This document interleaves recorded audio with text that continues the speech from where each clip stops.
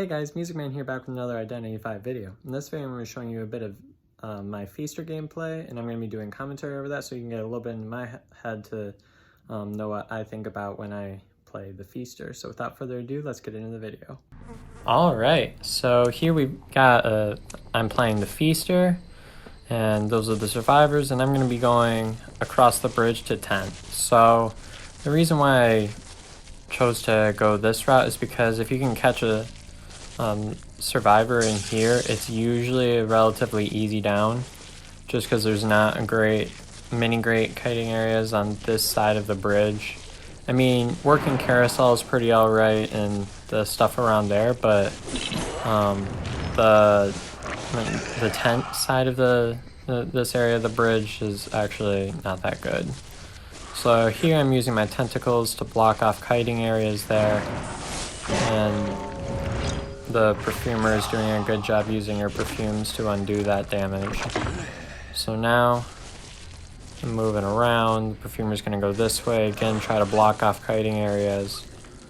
And so now I'm chasing right over there, and she's got herself kind of cornered here. She's going to go here, go over this, but I'm going to end up getting a tentacle hit there. So she was kind of pinned there, and Feaster is also not terrible on working carousel as well, because you can just place a tentacle there to act as sort of like a gap closer, so then they either have to try to juke it out, or they have to juke it out, or they'll end up getting hit by you. So I end up getting a good hit on the prisoner there, and I'm waiting for someone to save. The save that happens next is actually a little bit annoying, because there's there's a super portal there, but I also don't want the prospector to save. So I end up trying to chase the prospector down. He ends up wasting a magnet, but then I see that there's the priestess here as well. So the good thing about this is that there's only a maximum of one survivor decoding at this point. Now this is a little bit of annoying because they both end up getting through that super portal, and that is actually pretty detrimental to my game, because I say a lot, I like using the momentum of the characters to get consecutive chairings down and make the game go a lot faster. But either way, back on the first chair, there are 3 ciphers remaining, so I mean, not completely awful. And while I'm waiting, I'm just gonna break that prisoner thing.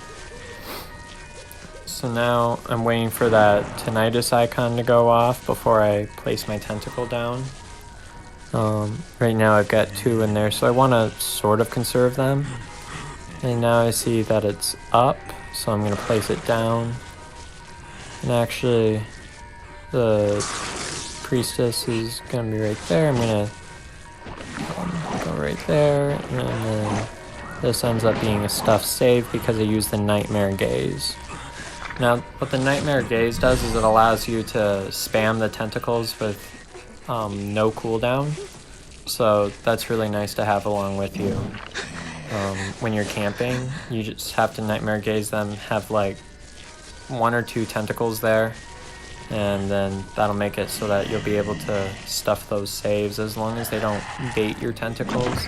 I usually like to wait until they're like right next to the chair, because then it's kind of unlikely that they'll try to juke away from it. But anyways, I'm here camping the priestess, again camping because that's the strongest part about Feaster's game. And the tinnitus is going off, and I'm just trying to see what way the survivor is going to be coming from. And I've got a couple of tentacles there. I end up hitting one, and then the other is going to be getting down here pretty soon. So she tries to portal away, but I end up hitting her before the portal was placed down. So that was really convenient. And now I've got both the prisoner and the priestess. So now I'm just going to take the prisoner to the chair. I'm just going to be looking around for wiggling ciphers and stuff. And I end up just sort of patrol camping here, because tinnitus doesn't look like it's going to come off, doesn't look like the perfumer is going to go for a save. But I think it was because she had the white skin on, but I actually end up seeing the perfumer here, and I wasn't really expecting to see her there, but from that far away, but I just saw the white skin. So that one that she's wearing isn't really good at hiding at all. So now I'm just here. I know there's a portal on the other side of that bridge, but I don't really know where it's coming from. So I'm just kind of going along the side, and then I end up finding it right behind that tree. So now I'm really close to the perfumer, and I was going to let the perfumer go either way, but I like just putting pressure on the last survivor just for fun to see if I can get her down before the dungeon. But she ends up, I try to use Nightmare Gaze and stuff, but it doesn't end up working, so the perfumer is just gonna go through here, bait the tentacle, and end up going through the dungeon, and that's the game. Well guys, I hope you enjoyed the video. If you did, please leave a like and subscribe to my channel to be notified when I release new content. And let me know in the comment section below what you thought. Thanks for watching.